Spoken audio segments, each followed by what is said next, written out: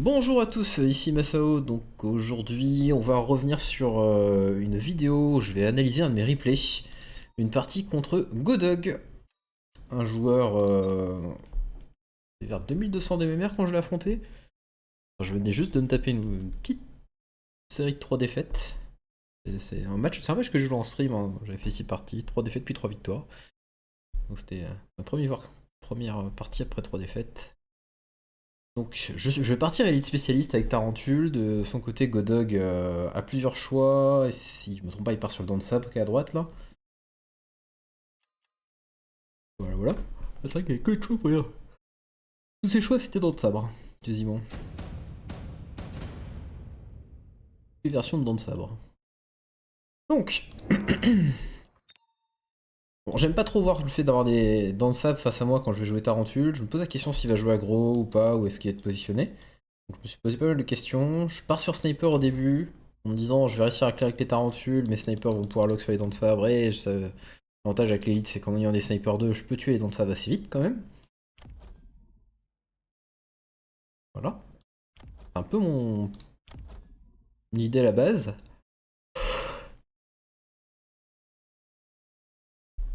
Au début j'hésitais à partir sur un côté ou un autre, puis après je me suis dit vas-y on va essayer de tenter de faire une sorte de défense centrale un peu à la base, enfin un positionnement central et peut-être après réceptionner de ce côté-là, attaquer de ce côté-là du coup. Mais la partie va pas mal changer derrière.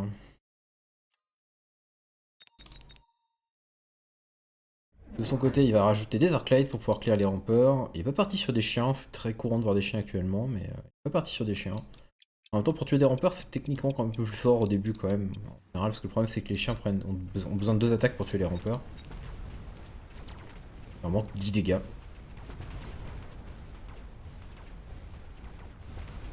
Et là, on va du coup avoir l'un des problèmes. C'est oui, j'ai tué tous les rampeurs, mais le dent de sabre va faire le taf, et je commence à taper dessus beaucoup trop tard. Pas autant envoyer la 3ème attaque, et là il me faut encore deux attaques de plus pour y arriver. Donc il me manque encore une attaque. Et on a une très mauvaise nouvelle pour commencer. Les deux dents de sabre adverses peuvent level up. Je vous avoue que là, je me sens pas très bien. Au niveau des choix de cartes, Assault Mating, Assault Jukin, c'est pas important. Globalement, skip ou prendre Laser Sight était intéressant. On va tous les deux prendre le laser. Ça peut être bien sur une tarentule pour essayer de le mettre plus à distance. Alors, en réalité, je pense que j'aurais pu jouer clairement avec un skip vu la partie comment va se dérouler derrière, mais j'hésite beaucoup sur ce tour-ci. Enfin, je prends le laser sight assez rapidement, en disant que ça va être bien. Mais j'hésite beaucoup quand même sur... Qu'est-ce que je fais? Qu'est-ce que je fais face à ces deux dents de sabre 2 potentiels? Le problème des dents de sabre niveau 2, c'est que là d'un coup mes snipers... ça risque de manquer de dégâts s'il les level up.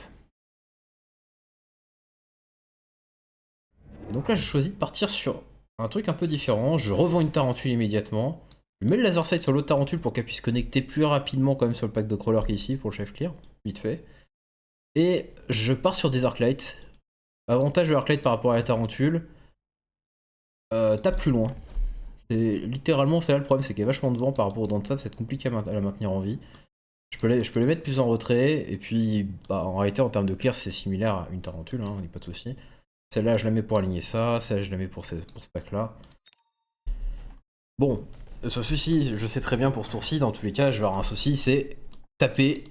Comment est-ce que je fais pour tuer des dents de sable niveau 2? Alors le fait est que dans le level up qu'un seul au final. Il a pris également le laser sight. Et il joue un pack de rampeur là-bas.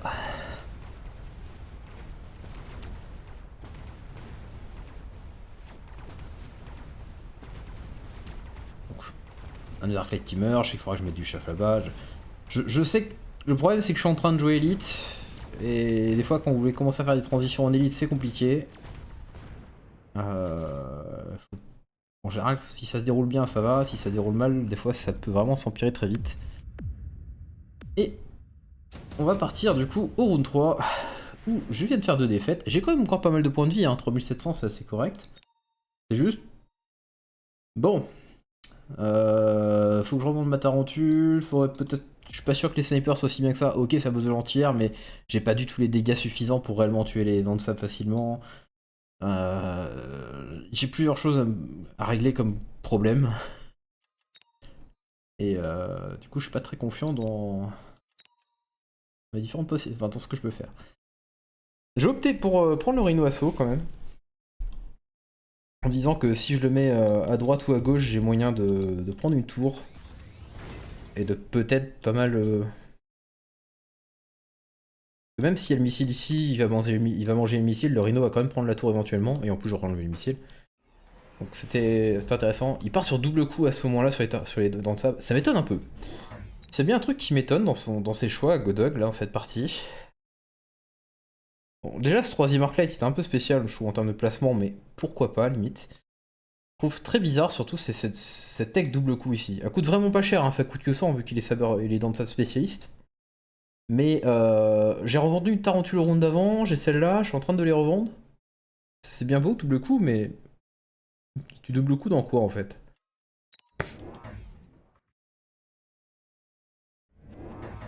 Et donc là, on y est. L'idée, c'est la surprise. Let's go. On est passé de... En gros, je transitionne, hein, c'est une sorte de transition que je suis en train de faire au final. Je dégage les tarentules et je recule un peu, pour me laisser un peu plus de temps pour clear. Et surtout ça en fait, je recule un peu, je laisse un peu de temps pour clear, je mets le pack de chaff ici parce qu'on a vu que c'était un souci par rapport à ce dent de sable là, et du coup quand les crawlers vont passer devant, là on va être bon. Et je pars sur farcir. Je pars sur farcir, sur fantômeray. L'idée des fantômeray étant de rajouter des dégâts à ma compo, et que c'est... Vraiment c'est ça, hein, c'est... Principalement ça, on pourrait dire je pourrais mettre des phoenix à la place, ça aurait pu fonctionner aussi, hein, je pense, des phoenix. Mais on va partir sur fantômeray parce que des fois c'est assez gênant. Ça peut être très dur à gérer.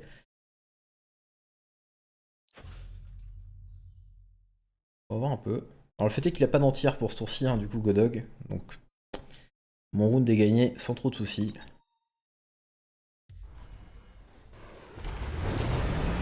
On va regarder comment ça se passe. Vous voyez, là, le missile va être pris là-haut. Les rampeurs protègent bien comme je voulais mon arclette ici. Ça tire même au final ça. On arrive assez bien à clear. On a revendu une tarentule. J'ai mis le laser sight, je crois, sur ce sniper là pour qu'il puisse... sur ce sniper là.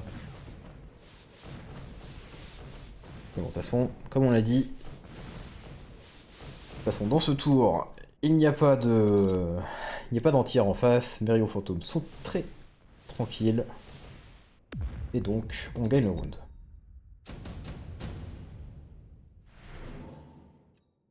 Vous voyez, on est un peu sur un moment où on fait des... C'est un peu vraiment une grosse transition en fait. Que je fais dès le round 2, je suis parti sur une autre option. Je me suis dit, je vais pas m'entêter dans les tarentules parce que ça me semblait trop compliqué face à des dents de sable juste pile poil devant.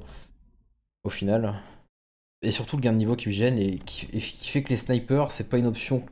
Le fait qu'il ait déjà des niveaux sur sur ses dents de sabre, ça faisait que les snipers ils allaient galérer en termes de dégâts. Il me faut un autre truc qui fasse bien plus mal que des snipers et les rayons fantômes ça fait bien plus mal que des snipers. Voilà, il fallait un truc autre que mon adversaire techniquement actuellement ne gère pas du tout. Ça, il a de quoi gérer du chaff, il a de quoi gérer des gros trucs au sol, il me fallait un truc qui soit complètement à part. C'est vraiment l'idée de... On va pas rentrer dans son jeu, on quitte le jeu, c'est vraiment ça, c'est...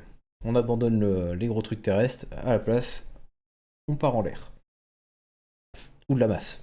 C'est un autre truc aussi qu'on aurait pu le faire. Voilà, voilà. Donc on arrive au round 4, on est sur le drop d'unité cette fois-ci, hein, garanti, parce que votre round 2 et 3, il n'y en avait pas. Donc, on a plusieurs choix, clairement je vais pas prendre Typhon. Parce que déjà je suis pas très fan de l'unité, c'est une chose, mais pour les mettre face à des dents de sable, c'est très joli. C'est pas un bon choix. J'envisage plutôt de prendre Sledge ou Mustang de mon côté, voire Gep. Pour moi, les trois choix pour moi, c'est clairement ceux-là qui peuvent être pris. Par contre, je réfléchis au choix que peut prendre Godog. Je pense pas qu'il va prendre Typhon. Il a déjà beaucoup d'Arclight, etc. Et je pense qu'il va plutôt choisir Mustang ou Gep. Perso, je pense qu'il part sur Mustang ou Gep là. Il pourrait mettre des Sledge un peu, mais je pense qu'il part Mustang ou Gep. Mustang parce que c'est bien pour gérer Ça peut gérer l'anti-air, même s'il est rien, même si je pourrais avoir un mur, hein, ça peut être un peu le souci. Mais ça lui protège ses flancs, etc. Et les guêpes, c'est à peu près la même logique. Et de mon côté, je me suis dit, j'ai pas envie de partir guêpe. Parce que s'il prend Mustang, c'est complètement perdu déjà. Et il a déjà un truc à gérer en aérien. Même si ça peut être cool, hein, des fois des guêpes derrière des rayons fantômes, ça peut être quelque chose, hein, je veux avouer. Mais j'ai pas envie de faire ça parce que potentiellement le compte va être trop violent. Mustang, c'est bien. J'y ai réfléchi à prendre Mustang ici. Le truc, c'est que c'est que du rampeur actuellement en termes de clear ici. Ça me force aussi à payer 300 dans la portée quasiment dans l'immédiat pour les rendre vraiment bien. Ce qui fait que c'est encore de l'argent à dépenser dedans. Et je suis Elite Spec, donc au pire, je pourrais toujours recruter des Mustangs niveau 2. Alors le fait est que le même argument fonctionne pour les guêpes et les massues ici. Mais si imaginons qu'il part guêpe en face, prochain tour, je pars sur des Mustangs, y a pas de souci. C'est ça que je veux dire. Mais là, du coup, je vais faire un truc, je me dis, s'il prend Mustang, ou même s'il prend guêpe, il y en a un qui va être placé là. Il y en a forcément un qui va être ici. Et donc, comment contrer les Mustangs? Bah en fait, les massues c'est bien. Et donc c'est pour ça que je vais partir sur les massues. Je vais pas les mettre devant. Parce que s'il est dents de sabre, il leur faut quand même un certain nombre de tirs pour tuer toutes les massues. Bon, j'ai pas envie qu'ils meurent quand même aussi vite que ça. Non, non, je vais les mettre sur les flancs, sur le flanc ici. Afin d'attirer ce qui va être ici dans le flanc, mettre une menace également pour prendre la tour là éventuellement plus tard. L'idée également, c'est s'il a des Mustangs, ils vont être attirés ici. Et ça, c'est un peu la même chose, mais ça va permettre de faire un deuxième truc. C'est-à-dire l'armée adverse potentiellement va être ici, puis il va devoir aller là. Bon, je combat ce qui est là. C'est un peu spécial, mais c'est un peu l'idée, et en réalité, le placement là, il est un peu... il peut gêner un peu. J'ai hésité à le faire immédiatement, sinon directement de l'autre côté également, ou de push également ici avec un autre massue. Je vais opter pour mettre le cloak sur les rayons fantômes, parce que j'ai besoin de... Leurs dégâts en plus, les dégâts que ça leur offre en plus sont intéressants ici contre les dents de sabre. Mais également, je voulais que s'il y avait une réponse entière en face, qu'ils puissent quand même faire leur boulot. C'est important pour moi qu'ils puissent quand même faire leur boulot. Et même si les Mustangs peuvent potentiellement tuer les rayons fantômes ici, le fait est que s'ils sont invisibles, ils vont réussir à aller au corps à corps, ils vont réussir à faire leur taf. Regarde, hein, comme j'ai dit, les massues, pendant un bout de temps, j'hésitais à les mettre ici. Et c'est à la dernière seconde, je fais non, non, je recule ça. Ça me permet aussi qu'ils défendent le flanc, potentiellement ce rayon fantôme. Et il est parti sur triple Mustang, hein, du coup, Godog. Et il y en avait bien un là-haut. Il n'y a même pas que de rampeur en plus. Alors ce tour-ci, en effet... Surprise. Mon Sledge meurt.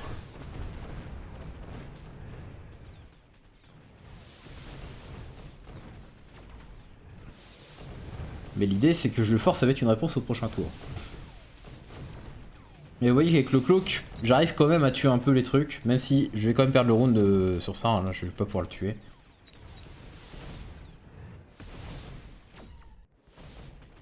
Pas de faire mon truc. Et vous avez, normalement j'ai revendu le sniper qui est ici, je vais revendre l'autre sniper là, de l'autre côté après. J'ai plus besoin de mes snipers. Hein. Les rayons fantômes sont là pour ça, réellement. Les dégâts c'est les rayons fantômes, j'ai pas besoin de mes snipers. Voilà. Donc ici on arrive sur le choix de carte, Underground Fred qui est une bonne carte, même si elle a été nerfée et que maintenant ça se met que 1,5 pack de rampeur au lieu de 2. Ça peut être comme une bonne carte, mais en soi le problème c'est que là bah, y a déjà de quoi défendre un peu. Alors je pourrais surcharger un peu l'adversaire à cet endroit là, hein, qu'un pack et demi de rampeur en plus c'est bien gênant. Ici, il y a déjà le missile qui va contrer une partie, il y a les crawlers, il y a surtout les Mustangs qui peuvent se retourner un peu là, même s'ils vont avancer un peu au début, ils risquent de se retourner assez rapidement. Là la tour est déjà niveau 2.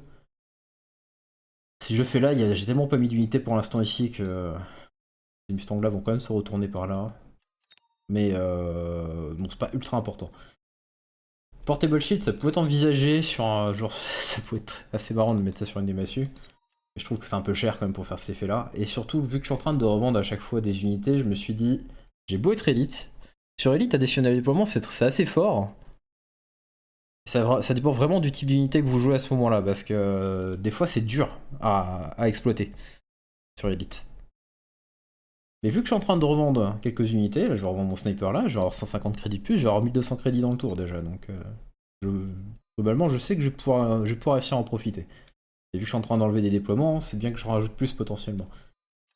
De son côté, il prend une Pro Firepower, c'est complètement logique pour mettre ça sur le Mustang niveau 3, y a rien à dire là-dessus, c'est... voilà. Bon.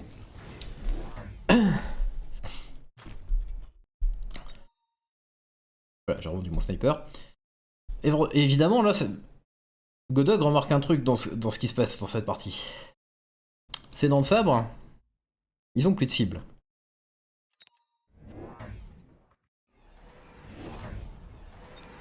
Et donc, il choisit de partir sur Raiden. Et il va revendre ce dent de sabre ici afin de lui mettre le laser sight sur le Raiden.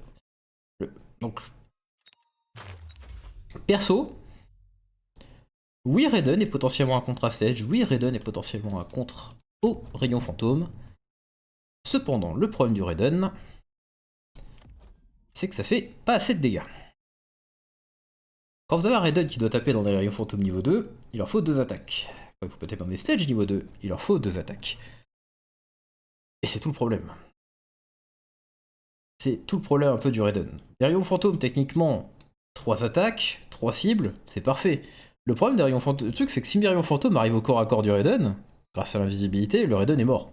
C'est bon, les rayons fantômes ça fait largement assez de dégâts et si j'arrive à rapprocher, il est mort. Et maintenant on va regarder un petit truc qui va être... Donc là je pars sur des massues armures, je mets Sledge Armor à ce moment-là. Sledge Armor, bon, qui compte pas tous les dégâts du Mustang ici, s'il avait pas l'item oui, mais là du coup c'est pas le cas, mais il peut passer énormément longtemps dessus. Pourquoi j'ai pas mis Phantom Ray Armure, plutôt j'ai préféré mettre Sledge Armure?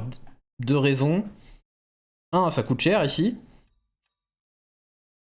Voilà. Et j'ai potentiellement d'autres techs que j'aurais peut-être cliqué après, donc ça coûte cher sur les Phantom Ray. Numéro 2, qu'est-ce que tapent les Mustangs en premier dans la game? Mes Sledge ou mes nouveaux Sledge ici. Voilà. Donc c'est la raison principale de pourquoi j'ai choisi Armure Sledge. Plus que Phantom Ray Armure.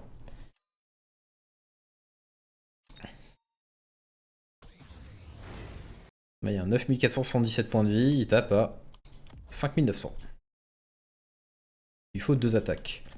Pour le niveau 3 et même pour le niveau 2.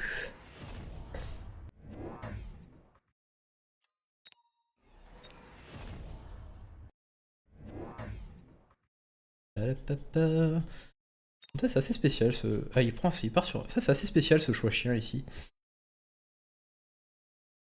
Il s'attend à ce que... Ah si je prends Underground. Faut oublier qu'on est dans le tour, il y a... Ouais. Peut-être ouais.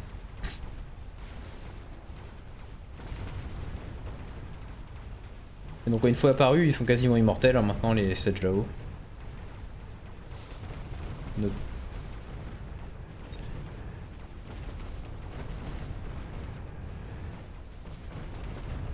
Regarde, on attire le truc ici, on attire les unités d'en haut là, par là-bas. Et vous voyez du coup il n'y a pas de deuxième vague qui arrive du coup un peu par devant nous là. Et qu'on arrive bien à défoncer l'armée là-bas. Bon je remarque un petit truc ici à ce moment là quand même. J'ai toujours pas la portée sur mes Darklight. J'aurais bien aimé que ces Mustangs meurent des attaques Darklight et non pas des rayons fantômes. Ça n'a pas eu trop d'impact parce que c'est des buffs les adversaires mais... c'est un peu le moment où tu... Ça serait bien que j'ai quand même porté sur mes Darklight à un moment. On arrive au round 6, on a le deuxième round de drop. Et ici, je vais avoir, pour moi je trouve 2 choix qui sont intéressants. Et pour Godog, lui, il a quelques options. Perso, de mon côté, j'ai pas besoin des Phoenix, j'ai les rayons fantômes qui font le même boulot. J'ai pas besoin du point de fusion, j'ai les rayons fantômes qui font plus ou moins le même boulot. Les points de fusion en élite, c'est pas si bien que ça. J'hésite vraiment entre Sandworm et Rhino, de mon côté. Et de... Pourquoi?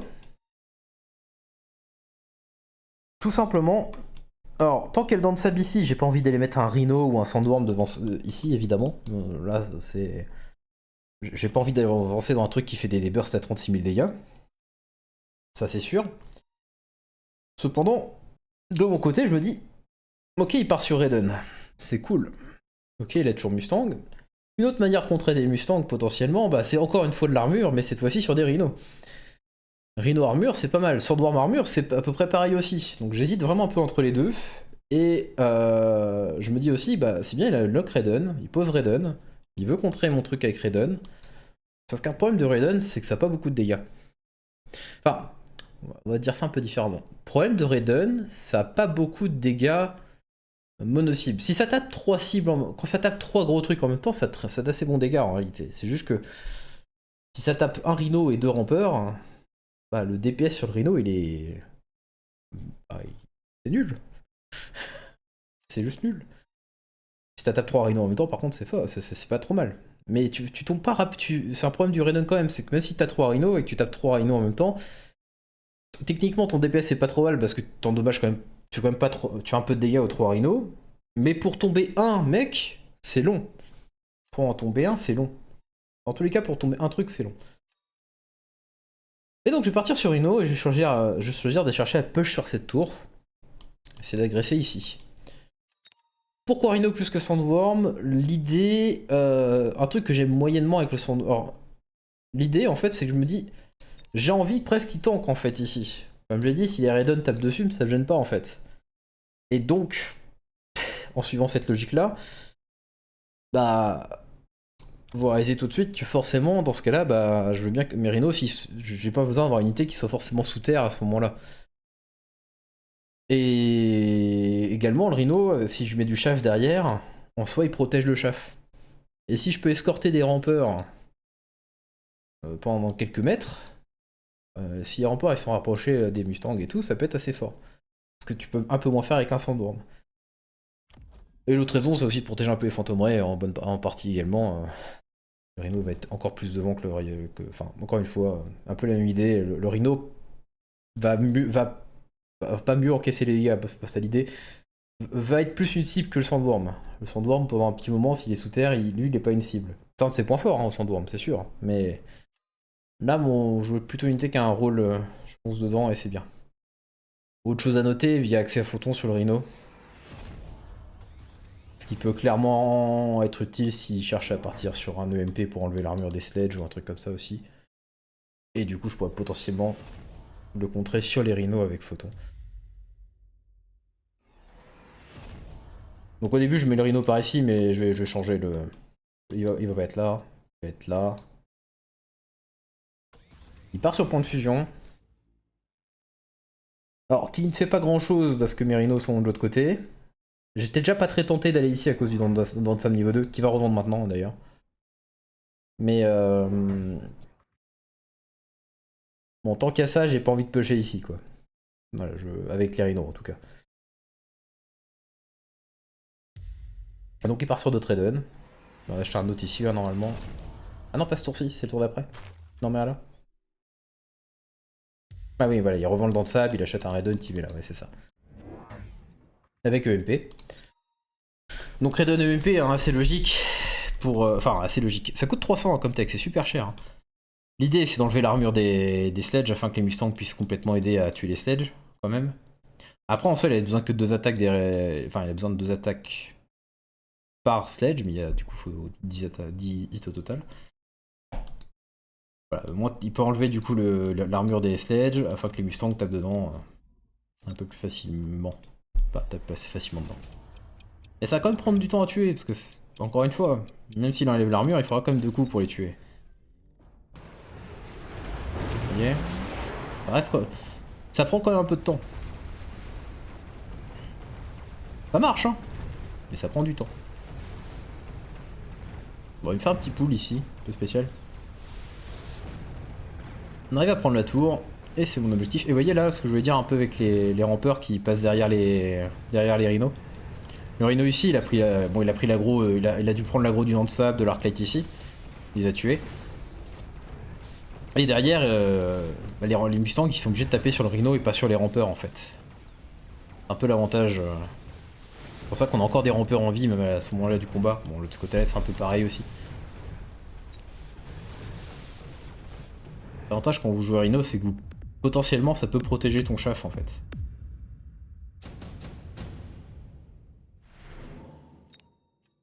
Okay. En réalité, c'est ce pack de rampeurs là qui fait quand même 9700 dégâts. Et sûr, elle fait 15800 parce que de toute façon lui il était occupé là-haut et on va accompagner le Rhino avec là. Voilà, voilà. Bon, il cherche un pool ici. Autre chose. Voilà, voilà. On arrive sur un autre tour, drone 7. Je vais jamais prendre cette carte-là. Alexandre Range Phantom Ray, surtout pas. En réalité, j'aurais pu prendre Nano Repair.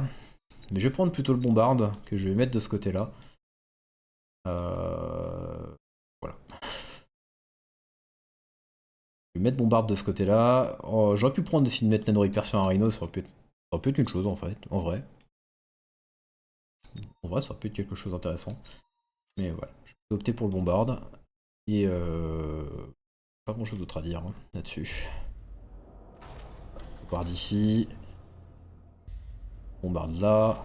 Le fait est que je suis moins sensible à lui au Bombarde. Il y a quelques unités, ces Mustangs sont sensibles réellement. Les Arclight, moyennement. Il y a que quelques rampeurs, mais même mes Phantom Ray sont assez safe contre le Bombarde.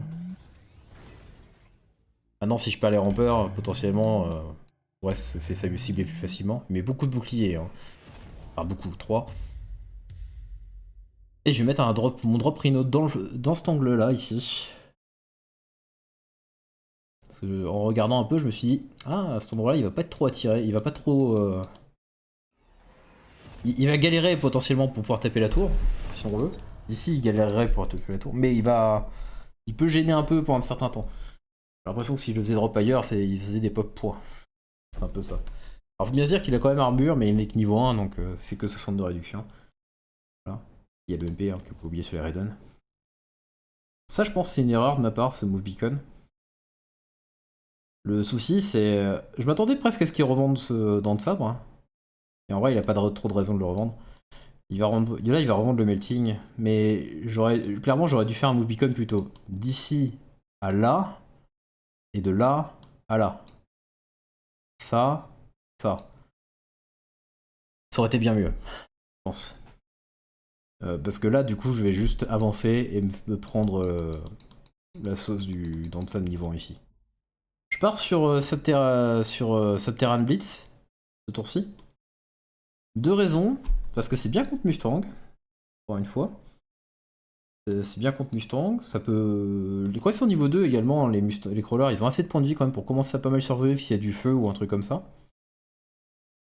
Avec Subterran, je parle. Niveau 1, c'est un peu, ça reste trop juste. Sinon, ouais, comme j'ai dit, c'est bien contre Mustang parce qu'il double les points de vie. Enfin, ça c'est. Tant qu'ils sont sous terre, c'est comme si c'est plus de 2 fois plus de points de vie. Et donc contre les Mustang, c'est super fort. Et techniquement également, ici on a Arclight 2, Arclight 2, Arclight 2, Arclight 2. Et un Arclight 2 contre des Crawlers 1 avec Subterran. Bon, il en a rien à faire, clairement. Ça c'est vrai. Ça change rien pour lui. Mais par contre, pour les niveaux 2, ça monte de coups.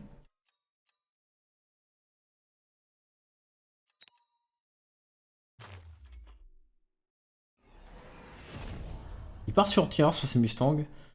Ce qui, franchement,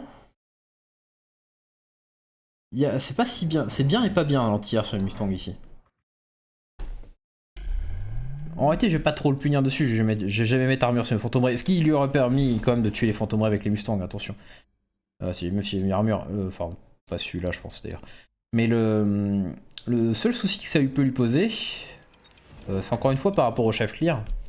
Si potentiellement, alors je suis pas sûr que ça arrive pas beaucoup hein, dans la partie, mais t'as des moments où potentiellement le Mustang va taper sur un Phantom Ray et les rampeurs vont passer. Et du coup, le Raiden va jamais pouvoir taper les Phantom Ray parce qu'il doit devoir taper des rampeurs à la place, à cause du fait qu'il y a la priorité pour l'anti-aérien avec les Mustangs. C'est du détail, ça a dû arriver quelques fois dans la partie, mais je pense pas que c'est une grosse. Je pense pas que c'est mauvais ce qu'il a fait, c'est juste. En vrai, je suis pas sûr que ce soit bien nécessaire.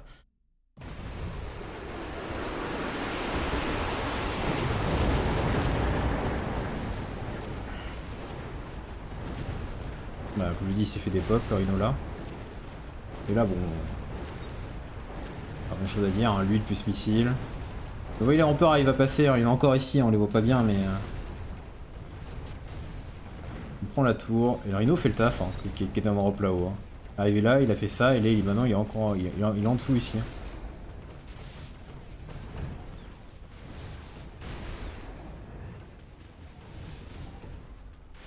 C'est un round un peu serré, hein, quand même. On a encore des rampeurs, hein, ici. Hop là. Donc on va gagner le round. Pas de beaucoup. Mais on gagne le round. Et ça, c'est important. Voilà. Round 8. Bon, on a vu une huile. Peu gênant, ok, très bien. Qu'est-ce qu'on a comme carte? Redéploiement, mass produce break, ace module et efficient tech research. Très mauvaise carte à prendre ici. Clairement, on posait 3 tech pour que ça vaille 0, 4 tech pour que ça fasse enfin gagner de l'argent. On n'est pas à ce stade-là. Hein. Là, si la partie elle dure plus longtemps que je pose au maximum 3 tech, c'est grand max. Redéploiement, c'est toujours une carte assez intéressante quand on est sur des boards où on transitionne d'un côté à l'autre, ce genre de choses. C'est une très bonne carte pour ça. Et Ace Module, bah, c'est un très bon item. Donc clairement, le choix c'est entre les deux. Je vais cliquer très rapidement sur redéploiement. Parce que j'ai bien vu que ce côté-là, ça perdait un peu. Maintenant, contre ça. Et je me suis dit, je vais rapatrier l'un de mes rayons fantômes qui est au niveau avec mon push principal. Et après, j'ai réalisé autre chose.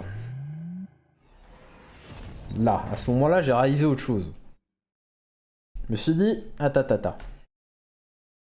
Il n'y a plus de point de fusion. Il n'y a plus les dents de sable. Bon, il restait le dent de sable vivant qui vient d'être revendu là, certes.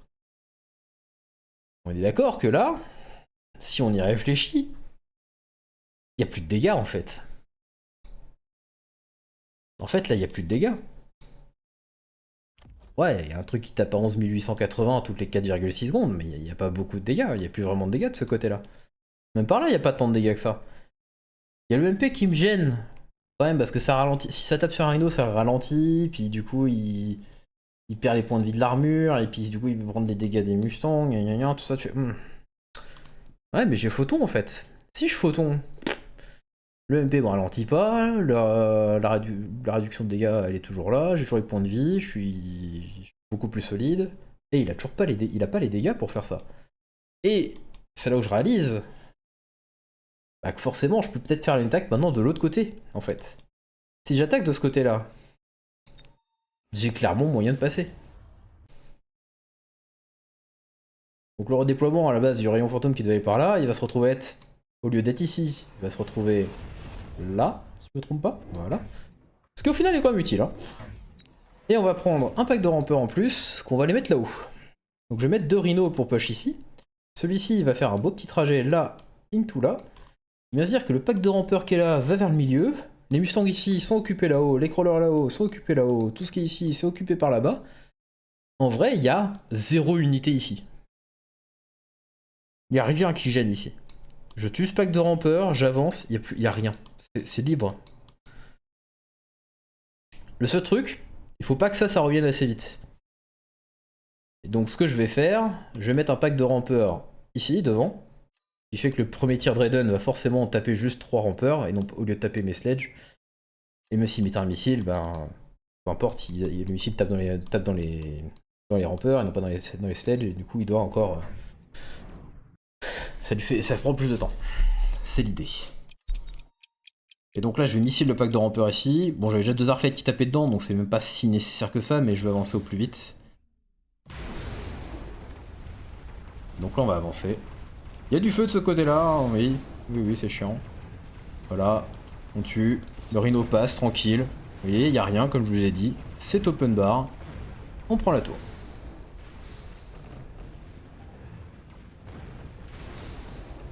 Et la partie, en vrai, c'est fini là.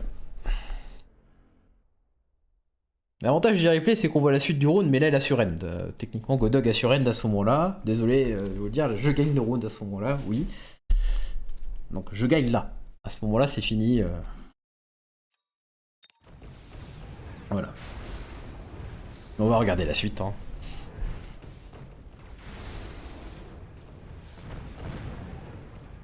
Et en effet...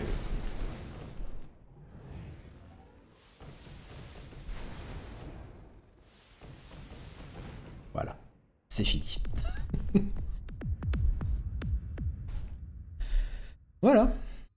Donc une partie contre Godog hein, que j'ai... je trouve pas mal joué, même si sur le début de partie c'était un peu compliqué, mais j'ai réussi à transitionner rapidement vers un truc avec des rayons fantômes et principalement des rayons fantômes, Arclight, on a transitionné sur ça et derrière on a cherché à faire du push avec des rhinos et on a bien puni aussi, on a bien gêné dans les flancs avec les sledges. Même si Sledge là, hein, sur le dernier tour, il se fait juste bien des pops. Je voulais pas trop commit sur ce côté-là, forcément sur le dernier tour. À la base, je m'étais dit, ah, je vais plutôt booster là, mais en fait, il y avait une grosse faiblesse à exploiter ici. Mais parce que le problème, c'est que l'huile ici, soit j'étais ralenti, soit ça brûle. Bon, ça a brûlé. On peut le voir, les rampeurs ont du mal à faire des dégâts du coup. Les niveau 2 peuvent survivre quand ils traversent un peu, mais quand il y a d'autres trucs qui tapent, c'est compliqué. Voilà, voilà. Et donc, ouais, on se retrouve avec. Voilà, ce move beacon ici était très fort. Je trouve que Sredan il était trop avant, il était avancé un peu trop en avant. Ok, il tape là, tu vois, mais si je commence à attaquer là, je fonce très rapidement dessus en fait. Et ça c'est vu, hein. Voilà, voilà. Et bah voilà, j'espère que ça vous a plu. Et je vous souhaite du coup une bonne journée. Je viens de casser mon jeu, au cas où, si vous faites ce genre de choses. Vous êtes dans replay, que vous mettez pause, ça ralentit également les animations des menus. Et donc, je ne peux même pas cliquer sur Automne Battle. Voilà. Je suis bloqué. Voilà. Et donc, bah, je vous souhaite une bonne journée. Salut. Au revoir.